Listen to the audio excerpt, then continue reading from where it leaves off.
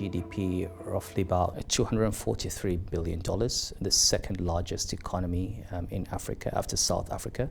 At current growth rates may overtake South Africa in the next decade or so. A country of 167 million people, very good demographics. 42% of the economy is agriculture. Then another 15% or so is oil and gas. And then you've got services and wholesale retail trade. Growth has been driven largely by the non-oil sector. Oil continues to play a major role as the major source of export earnings and also a major source of government revenues. The major challenges are improvement in agriculture productivity, the need to diversify revenues away from oil, and reduce dependence on oil as far as government is concerned and foreign exchange is concerned, and to strengthen the financial system and deepen financial markets. There's a need for the government to fast-track the work it's doing on agricultural transformation, moving up the value chain. Nigeria is the world's largest producer of cassava, for example, but we do not export any starch or ethanol. We export our crude oil and we do not refine it significantly, or the refineries do not meet local needs, so we import a lot of refined petroleum products. We import food from Asia, like rice, for example, and therefore the need to work on agricultural transformation, the need to work on the petroleum industry bill to attract investments into downstream and petrochemicals. That work has been ongoing for a number of years.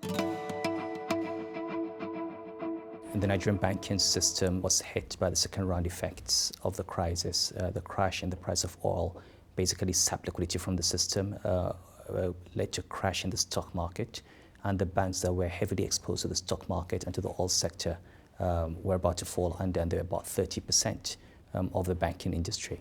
So we did have to remove management. We had to basically prosecute some CEOs and put some of them in jail.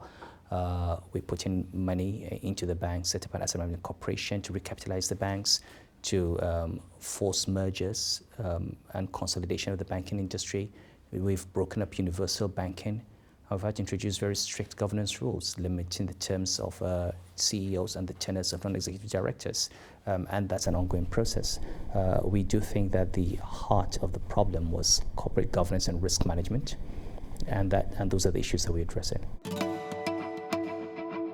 A lot is happening in agriculture at the moment. The opportunities for growth are just tremendous, and the attempts at the moment to build agricultural infrastructure to provide incentives for foreign investments, to provide access to market, and to basically fix the value chain are amazing, whether it's cocoa or rice or sorghum or tomato.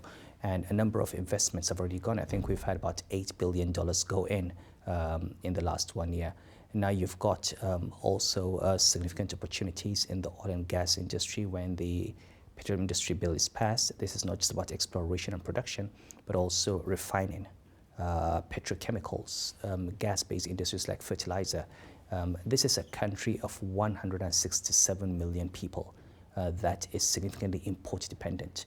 So the opportunities exist for basically setting up basic industries that produce consumer goods for that population.